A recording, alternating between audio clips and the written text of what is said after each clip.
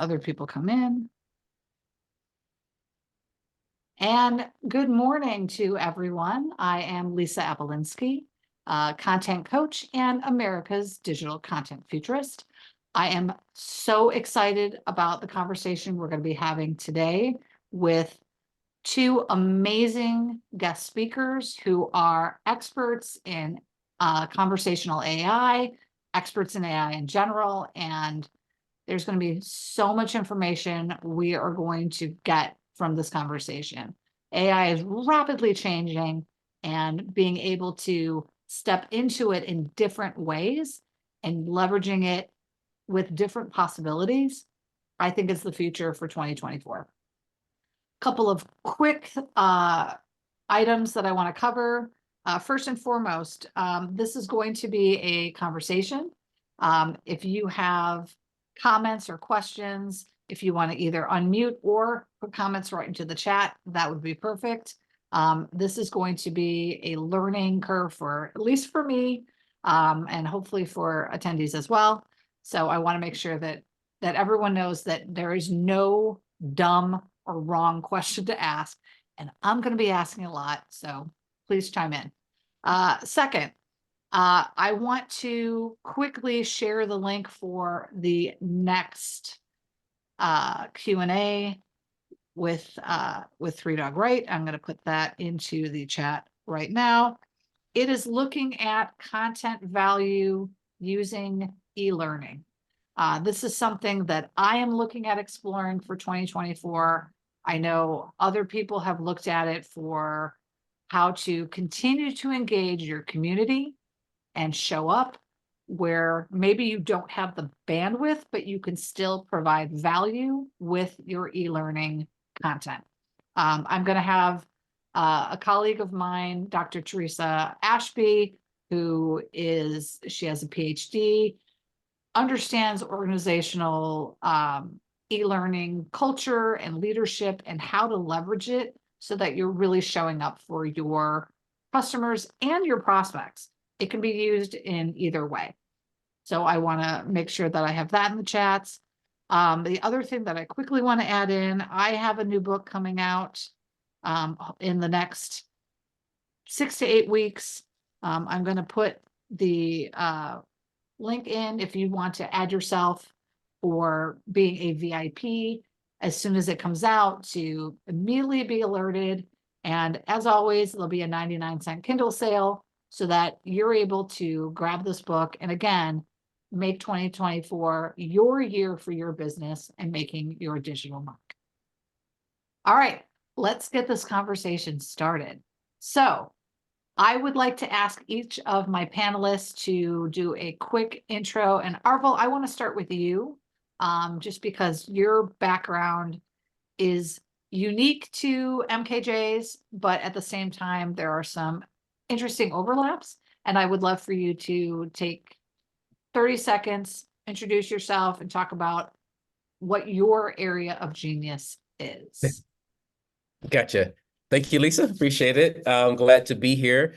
My name is Arvell Craig, and my work today is around generative AI and conversational AI. I'm at a startup called V-Agents, and we do conversational AI, which is voice AI for call centers and contact centers. And we also have an AI that is for QA, quality assurance, that will listen and transcribe audio calls that helps for team support and coaching, things like that.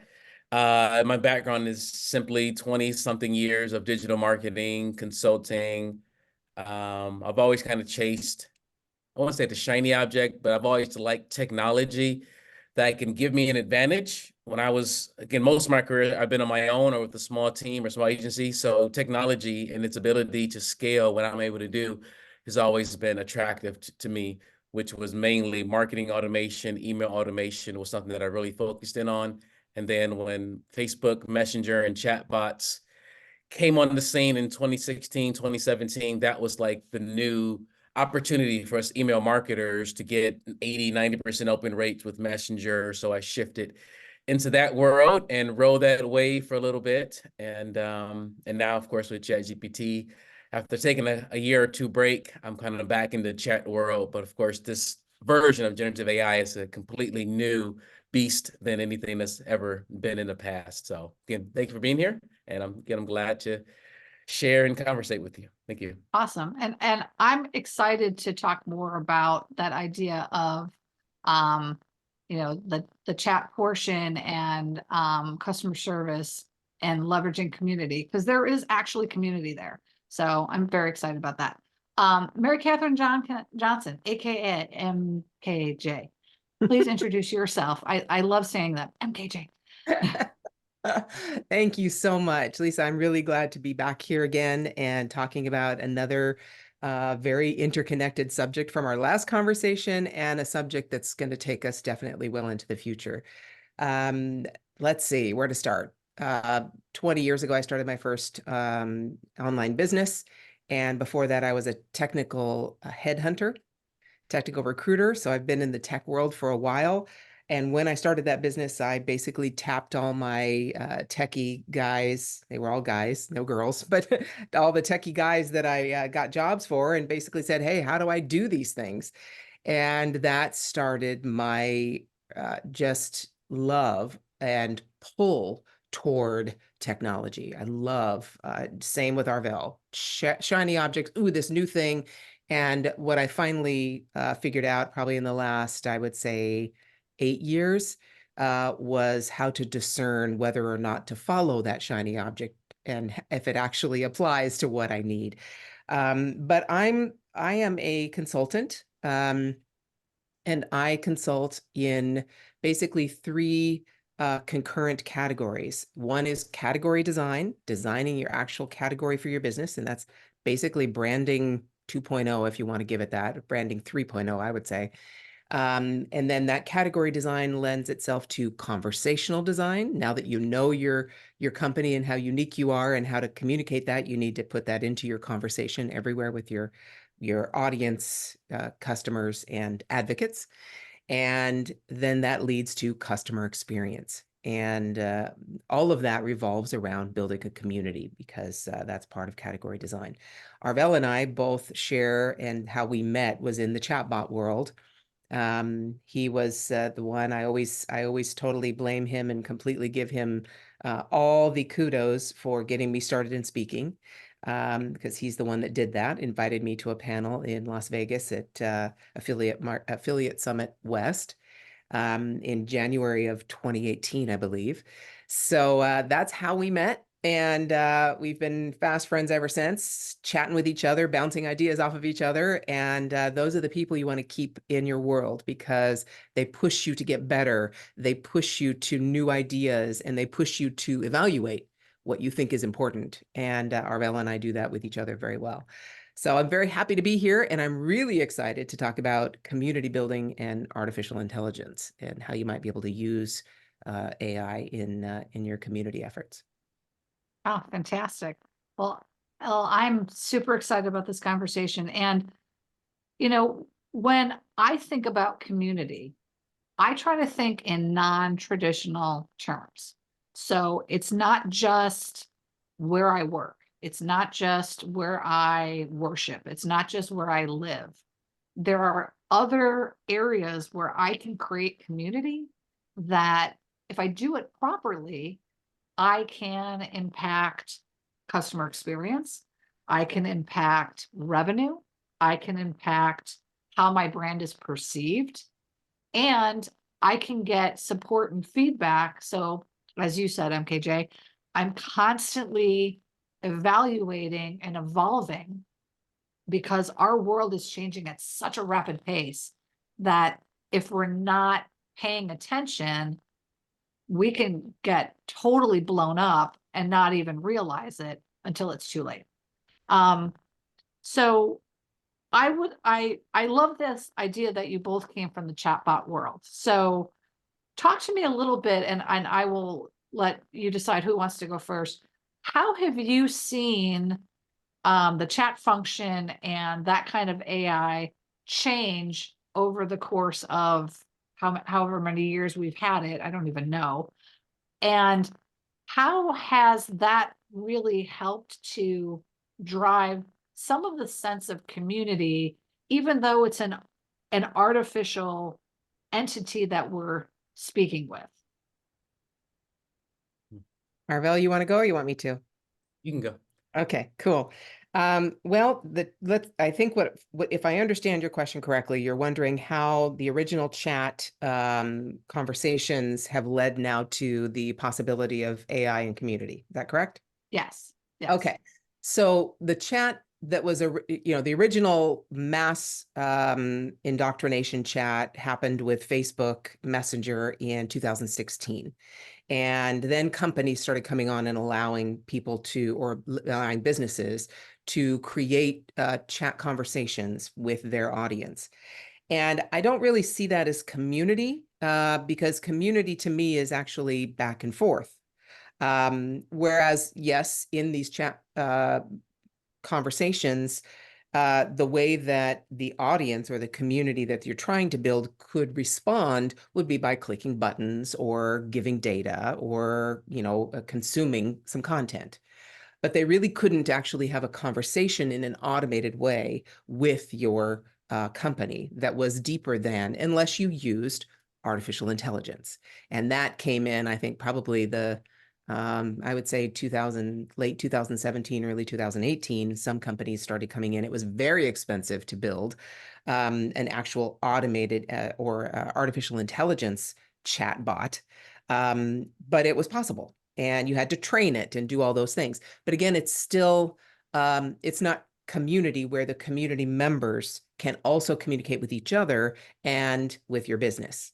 And that's how I distinguish between a chatbot and a community conversation, because the members of the community can also interact with each other, where you can't really in a chatbot. A chatbot is two-way only, from the business to one person, but that business can do it in a one-to-many form. So they're going to say have the same conversations or try and lead people to the same resolution in a one-to-many, one being the business, many being the audience.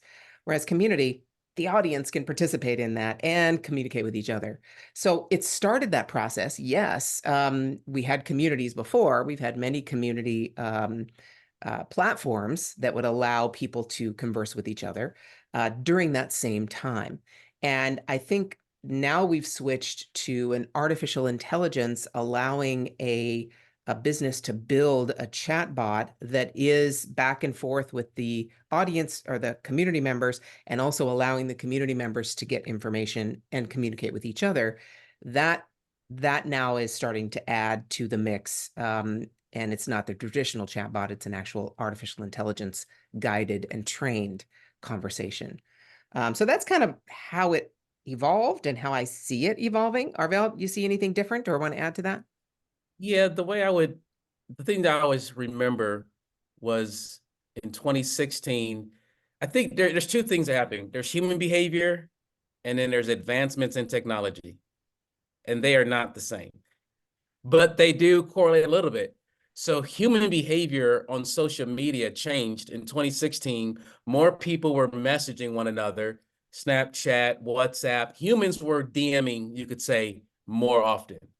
And so because of human behavior, that's what spawned Facebook and them to say, okay, if humans are doing this, let's invest more into this. And we allow businesses to take advantage of how humans are communicating. So there's that, and then there's that. And so business do it, marketers do it, kind of abuse it sometimes to take advantage of what humans are doing. And then, but when it comes to AI is, again, it's a million times faster, better. It just does so much. And right now, humans, we can't even understand or take advantage of all that it's doing. So as we talk about AI and community, to me, it's like my focus is always looking at human behavior and looking at the human goal, and then only using the technology that's going to support that meaningful goal in the way that makes sense, assuming you understand the goal, versus just using technology for the sake of technology. So as of now, so that's kind of the big picture. I remember when I used to speak in 2016, 17, it was all driven by human behavior. But then because they got abused, and because the promise was this is an AI when it wasn't AI, humans stopped using chatbots because they were disappointed, because businesses weren't programming it properly to set expectations. They thought they could chat with it in 2018, 2019. They thought they could have regular conversations when they can't. And then I saw businesses switch to start doing live chat. So live chat was kind of shifted versus the automated chatbots. That kind of shifted to me 2019, 2020. It was a little bit of AI and whatever, NLP, but it was also just live chat was because again, humans wanted to talk to people and it was still worth it for a business. The automated stuff wasn't working. And now with ChatGPT, it's like they're going back towards automating it because the technology is smarter and they can hopefully solve some of those issues in a way that couldn't be done. And again, humans are, because of ChatGPT, the general population is more open to chatting at a company now again. So because of the massive adoption of that, it's now okay and cool for businesses to use chatbots again. So that's how I look at the big picture.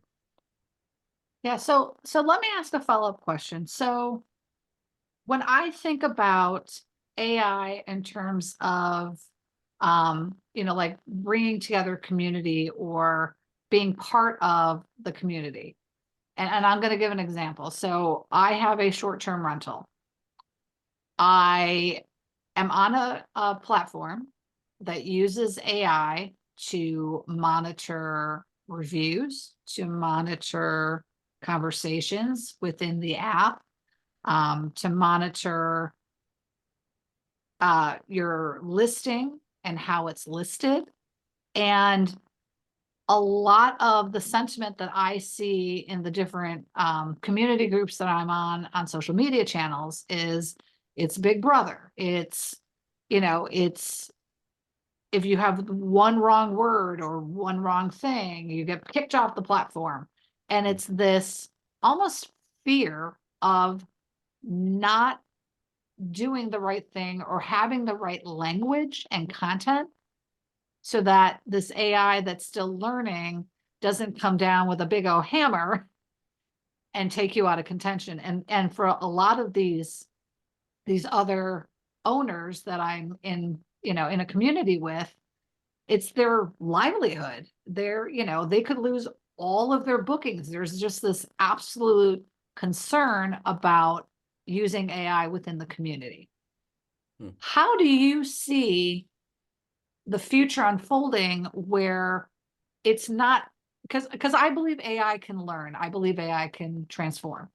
And I don't necessarily agree with this notion that the only use that AI has right now within community is to beat people up, on its perceived language review.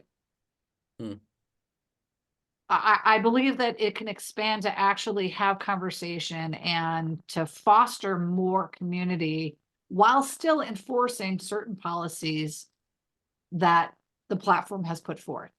How do you see that evolving over the next, 5 years, where maybe you're not even going to be able to tell that it's AI and it's just going to feel like another moderator that's also encouraging conversation while enforcing rules and policies? Well, I'll just say that, yeah, I haven't had experience with any platforms that are working that way. I'm in a Slack group and there's a Slack bot in there in an AI community I'm in, and that is a instant reference anytime you have questions on a topic, or it accesses, but it's cool because it's in Slack and you can be typing in any channel. You can always add the Slack bot and get support on whatever question. It'll reference and pull out knowledge information. So that's the context that I've used with chat. But as far as what you're doing, what you're describing, yeah, I mean, to me, it just sounds like that's one specific use case or one specific installation and what they're using. That again, the goal of the business has to manage their goals and their limit. They don't have time. They don't have time or energy or money to hire people to do the moderation, and yet things need to be moderated. I'd say they're doing their best. But if the technology isn't able to, but if it's hurting the people, if it's hurting the community, then it's going to eventually hurt the business. And so that's kind of for them to kind of figure out. But again, I don't have experience to speak more on that. Yeah. So I agree. It all comes down to the purpose of the automation, the purpose of the artificial intelligence. And if that particular app or that particular software is programming it just to be, you know, what's the word I'm looking for? Like your Like an enforcer? yeah, and enforcement, you know, that kind of thing, or just making sure everyone's doing the right thing, and that's, you know, police enforcement. If they're programming it that way, and that's their biggest concern, then that's what they're going to get, and they're going to have to course correct, and when it goes overboard, but that's really dangerous to me because you're right, it's going to impact people's livelihoods without any human oversight. So there's an experiment that Discord did. They created an artificial intelligence called Clyde. And Clyde was supposed to allow you, if you have a Discord server, to actually customize the experience for your community in Discord. And you could customize a bot. You could, just like you can now with OpenAI and ChatGPT, you can create your own personalized chat bot that basically answers questions based on how you personally train it. Well, Clyde was doing that in Discord, and the purpose was that they didn't really have an enforcement purpose behind it. It's the opposite of what you described, where let's just let the community decide how things are going to go, and the communities could train Clyde to serve their community members. And again, this is really community members. This isn't a bot like Slack just answering questions for the community, or a bot like you described, where you are just monitoring, you know, the people who are interacting with your properties and giving you surveys or, you know, reviews. But this was actually to build a custom AI for the specific Discord server and allow people to use it and grow together in that community. It's a perfect analogy with what we're talking about. The problem is they had no enforcement on the other side, so they just shut it down on December 1st because they had some people doing some not so great things. Whether they saw somebody reported racial slurs or sexist comments or things like that, that the bot wasn't created to find. And so they just shut it down on December 1st. Now, whether or not they're going to bring it back, you know, who knows? But that's the opposite of what you're talking about. So again, it's based on how the company that's creating this particular artificial intelligence, what is their plan? What is their goal? What is their number one mission? And then how are they distilling that down and training the AI to accommodate? Yeah, where 5 years from now, I don't think it's be 5. Yes, is moving way too fast. We're talking 6 months to a year from now. This is going to be, you know, this is going to be much more nuanced. They're going to be much better at training because now look at what Discord did. People are now not going to trust AI as much because they're going to go, well, I don't want to be part of that community. I don't know what people are going to say and if it's going to get caught or not. And I don't want to, you know, be traumatized by that or whatever. So again, we got to backpedal and try and retrain, but this is part of the experience. It's part of this whole world that is moving so fast and we're all participating in it at the same time. It's not happening behind closed doors. It's happening in real life. It's not necessarily public development. They're going to do it behind the scenes first and then release it to the public, but the public is going to very quickly tell companies whether or not they've hit the mark and communities whether or not they've hit the mark. And that's evidenced in what happened with Clyde. Yeah. So let me ask you, in terms of Clyde, do you feel that they gave up on Clyde too quickly, or that they just didn't understand what limitations they were already imposing on Clyde to monitor and do what it was supposed to do? Or do you think it ran its course and it got to a certain point and that's as far as it could go? I can't answer what actually was the thing they were looking for, but I can say from just the observations of Clyde and why they shut, or at least why they said they shut down. Again, we don't know the details except what they said, what Discord said. But you know, in 2023, we should be pretty quickly and pretty easily be able to factor out the major issues, you know, racial, religion, sexist. I mean, those are things that are common amongst all of our Western culture. So we should pretty easily be able to, train the AI to not allow that. I mean, OpenAI, ChatGPT, we can't, just do that. It'll tell us, I'm sorry, I can't comment on that, and give us the social reasons. So I don't know why that would get around Clyde, but that has to be, no matter what, there's going to be a knee-jerk reaction to those Right. social issues. No matter what, any company that allows that is going to have a blacklist. They're going to be on the list that says, nope, we can't use AI with that company because they allowed this. So no matter what, that's going to happen. So knee-jerk, I understand. But moving forward, I can't imagine they won't bring in another, they won't call it Clyde again, I'm sure, but they would bring in another AI to do something similar, reformed, reworked, and allow for the limitations that that Clyde had. So it's coming. They can't not do that. It's just not possible to not be able to use AI in a community in 2024. Now, I'm sorry, I said 2023. Look.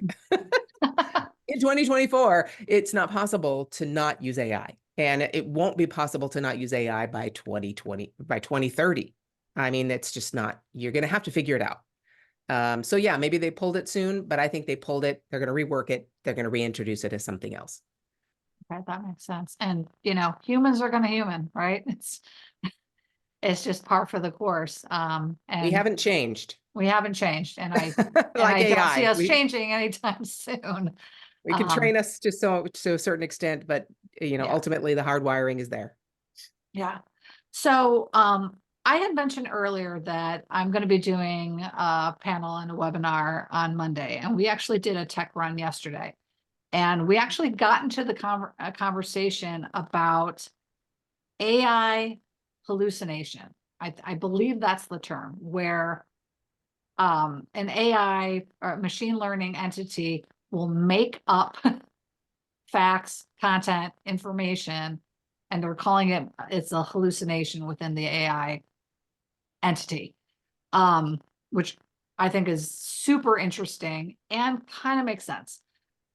Do you see something like that happening when we're talking about community and this type of connection and conversation? Because people come together for community, for support, and for advisement, and for a point of view, and to move towards a purpose.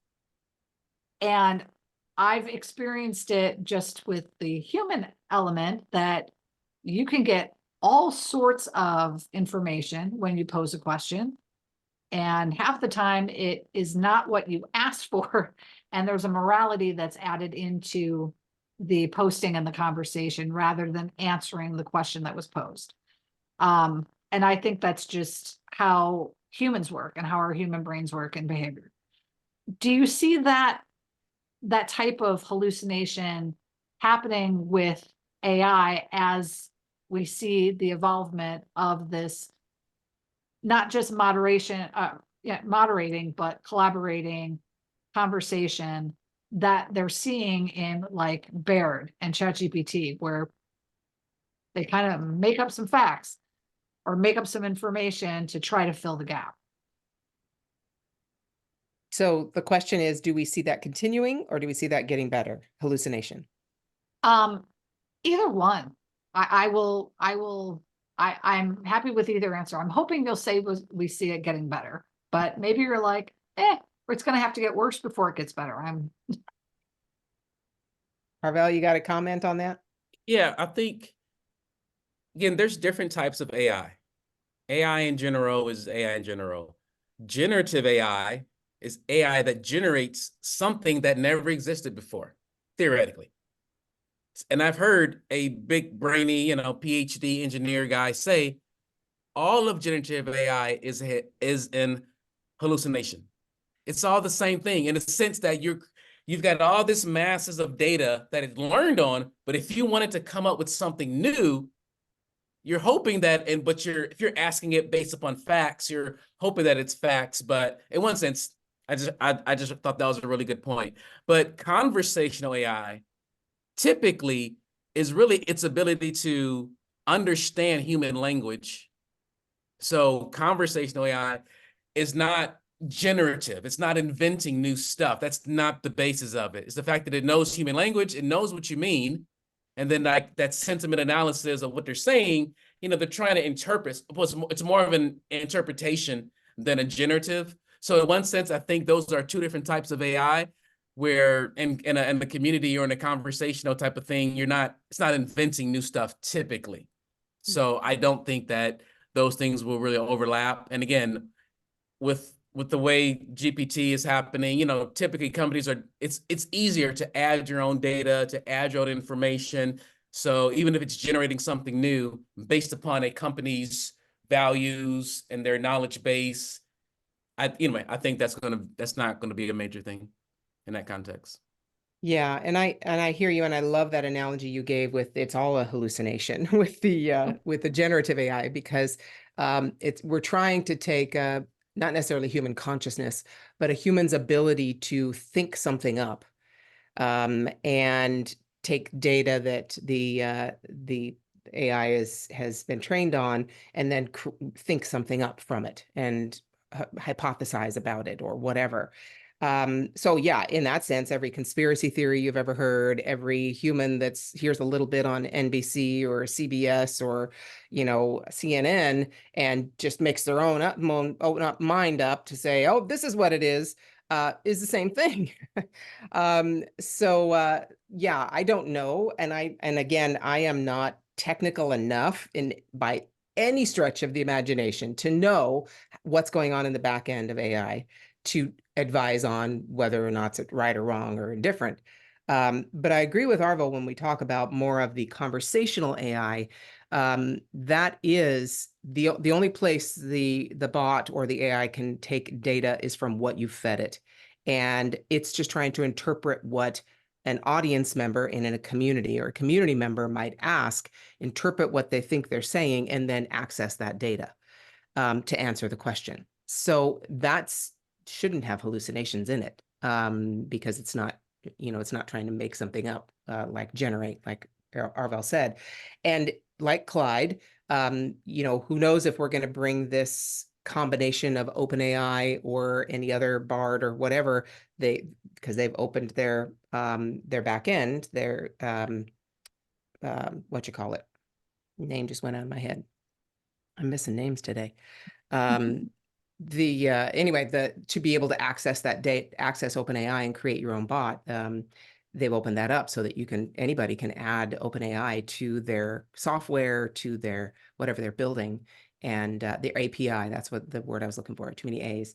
They've opened their API so we can go ahead and access that. So communities, there's a good question. Are we going to use generative AI to help communities and build like Clyde was? Or are we going to use conversational AI and the traditional chatbot decision tree kind of idea? There's a question. Who knows? Yeah. And again, I think Arvell's concept of driven by humans, then technology accommodates, will decide which of those the humans prefer. Is it possible? And again, I'm just throwing this out there, and I don't think there's a right or wrong answer, but is it possible to, in a future state, to have both, where you could have generative AI and conversational AI within your community and your AI chatbot? Of course, yeah. There's definitely out there, but again, to me, the biggest thing you have to think about when you think about AI is you don't think about AI. Is you got to think about, what does your community need? What problem are you solving? Why are you, because when you're thinking things up, thinking about the future state, think about the problems, think about, you got to just, again, that's the biggest thing where I'm always trying to advise people with AI, is they're out of their own world and they're tapping into this imagination or this, something they've seen online, but it's a big disconnect. So you add these shiny toys, but what's the problem that you're trying to solve? 9 times out of 10, there's an app for that. There's something already out there. You don't need AI. When I think about when I was preparing for this conversation, I'm like, what is a community? what does the community do? What does a community need? And the specific things that today's AI does, how does its unique capabilities align with a specific bottleneck or problem that a person has? So that's because, but I'm always like, a community, you have to lead it, need a leader, you need some consistency, you need to know that something's happening. So if you're having a problem creating content, if that's a need, then AI can help. If there's, just I'm always trying to think about what's the need, what's the context of the use case, and how does, because again, AI does specific things. Again, like 9 times out of 10, I'm like, you just buy an app. You don't need Right. AI. Just no, you need a CRM.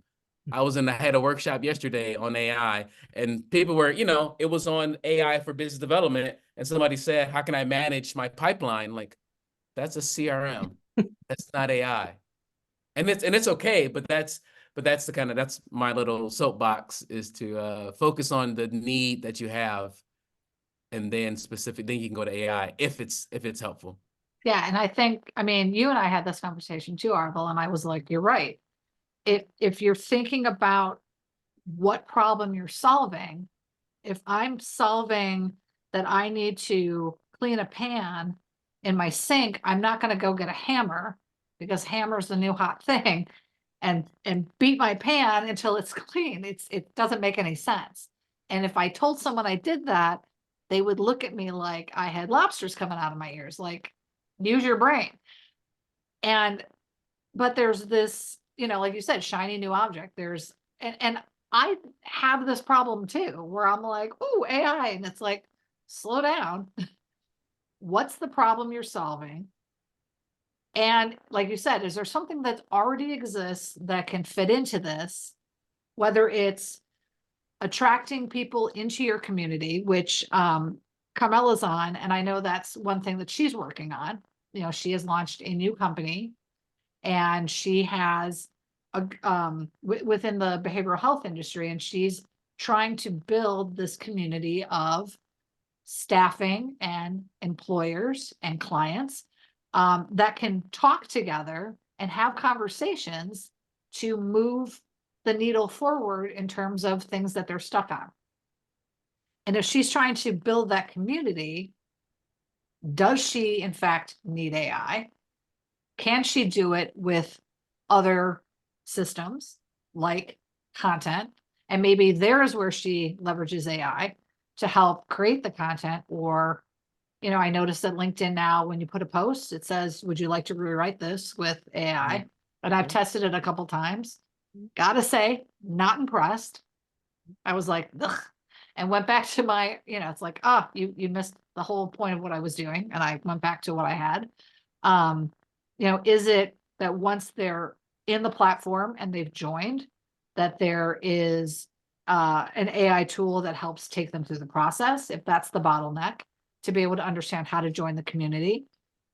Is it that once they're in the community, it's about having these conversations and having AI entity that is monitoring the content to make sure that there's all the things that we've listed and all the things that, we know they shouldn't be doing and they know they shouldn't be doing, but, keyboard warriors? Or is it that there's an opportunity for the AI to almost be a me too for Carmela, where it's, when she's not on, it can act as her doppelganger and have conversations that way.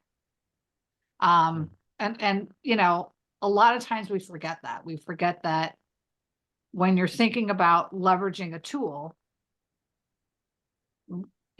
go down to basics, go back to marketing basics, and don't get distracted by a shiny tool that's an AI.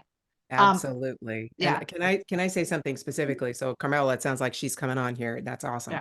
Yeah. When we talk about building Hi, thank you. community, Hi, we're talking about building relationships. And instead of looking for an AI tool that is just AI, many of the tools that we are using normally are bringing AI components into them. And so that's cool. We just use the tool and allow the AI parts to do that. But no matter what, communities are not built just because you do a Facebook ad and you bring them to your Facebook group and you try and get them in there, and then they're in there and you've got numbers, and what does that matter? It's all relationships. It has to be relationship building. So again, companies that I'm consulting with, one of them specifically is called Relatable, and it's using interactive video relationships to allow for businesses to grow communities using interactive video. And a component of that is AI generated scripts, if you want to use them. They're called smart scripts. So you can actually use AI. It's connected to the API of OpenAI, and you can just answer a few questions. It doesn't come up with it all by itself. Answer a few questions. It gives you an example script. You can edit it. You can do it again. You can do it. But that's just a component of it. The whole thing isn't AI. It's based on human interaction. So that's what we have to come back to. I agree with you, Lisa. We have to start with the basics. What are the basics? Human to human conversation. And we can enhance that with tools, and some of those tools can have AI. So anyway, Carmela, hello. Hello, everyone. Sorry for taking so long. I was getting ready to walk out the door and take you guys with me, of course. So Carmela, do you have any specific questions, or, and I would love to get your thoughts and comments as well, just because I know this is part of your journey. Right.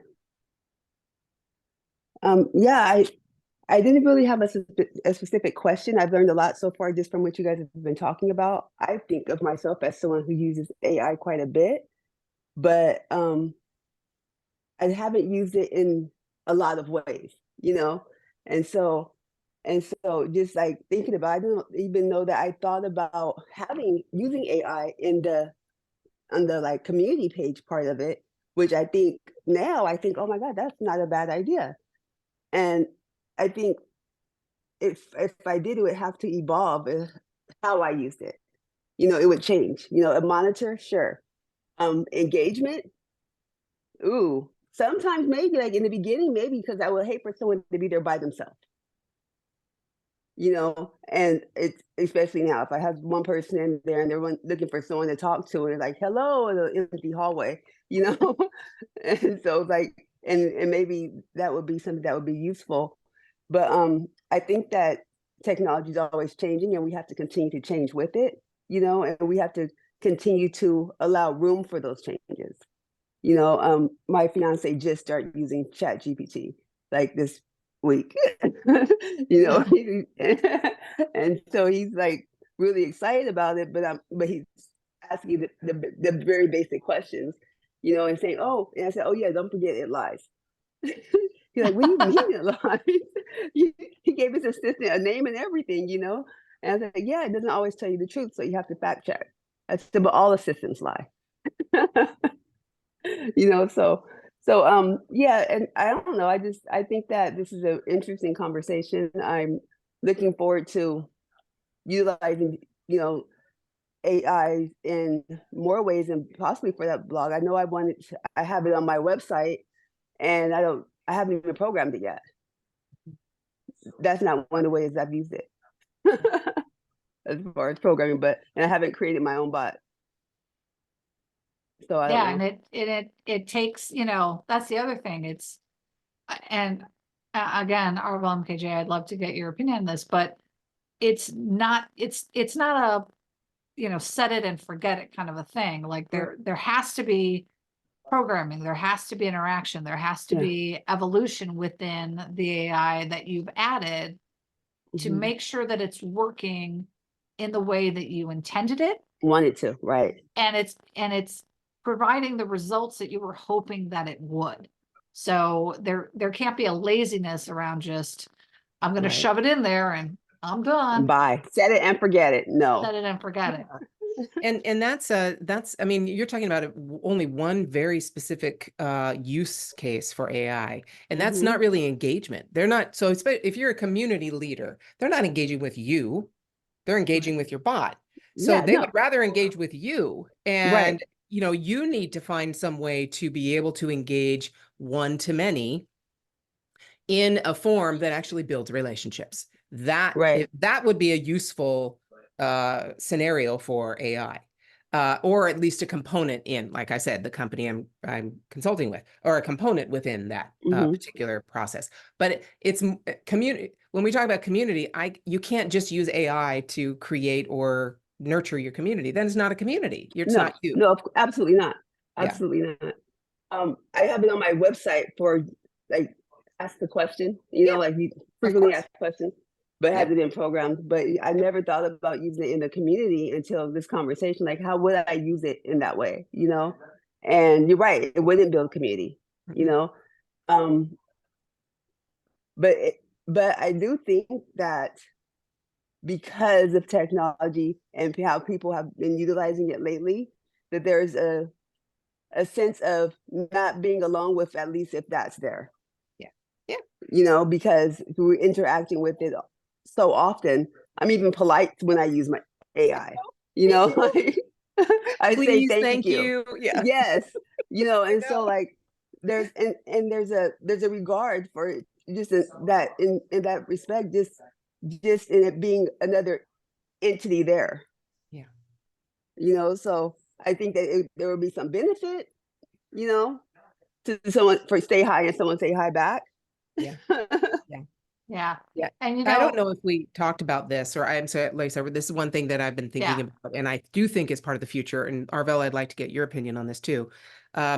If you're familiar with the term dark social, okay, dark social is the background. It's really where, again, human behavior is driving communication. So dark social is the non-trackable, or at least not yet, ways that our potential audience members, video viewers, and customers communicate with each other. And it's all in the back channels, the DMs, the texts, the community groups. That's dark Right. social. And if you look at your Google Analytics, there's an estimate that about 70% of the classification of people visiting your site from direct, when you look at your Google Analytics, that's coming from a dark social. Someone shared your content or shared your product or shared your website, and they found it from a text message, and they took that link and directly went to your site.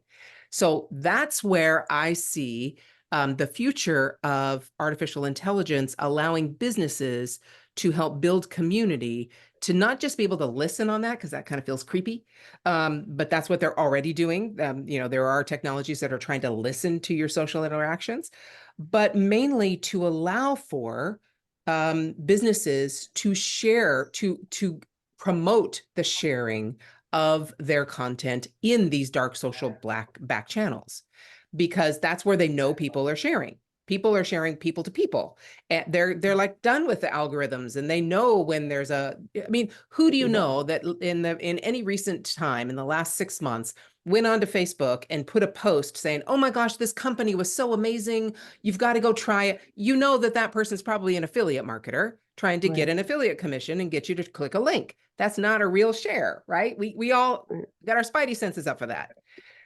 So it's all in these back channels that this is happening. So community or companies are trying to use products that you sometimes use AI or allow for the sharing direct human to human, instead of just, go share via social media, because we don't use those anymore. That's where it is. And that's where the reason I know about that and the reason I'm involved in that is because that company I mentioned, Relatable, is using that and allowing for that sharing text to text or DM to DM, rather than just on social platforms. That's what's important. I don't know if you have heard about dark social, Arvell or Lisa or Carmela, but that's a really interesting term to dive into. It's not recent. It's, I think, been out since 2008 or something, like 2014, maybe. Anyway, it's Never heard of very interesting. Yeah, I've heard of it. Yeah, I've heard of it, but it's like Arvell was saying, it's following the behavior that's already there.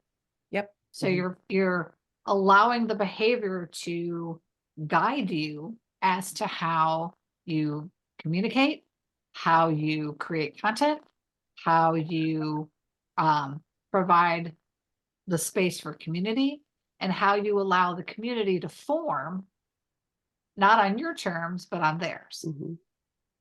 Absolutely. And it I makes a look lot at of it as sense.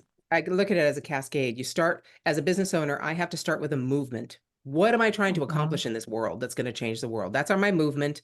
Then I go and find the community that can help support that movement. Then I look at that community and say, okay, what framework are we working within, right? What's our framework that we believe in, that supports the community, that supports the movement? And then we go down to, all right, what tools are accessible that will help support that framework, community, and movement. It really is that. And AI is in many different pieces in there, but little pieces, little ones, not huge. I'm going to take over this whole part of it. It's little pieces. And if we relegate AI to a useful piece in that puzzle, then I think we're going to be incredibly successful. But if we try and have an AI solve all of it for us, we're going to be very disappointed. Mhm. And I just want to piggyback on that in the sense that if you're starting a community and you want to grow your community, learn from people who have built communities first. Find out the best practices first. Go through those motions first.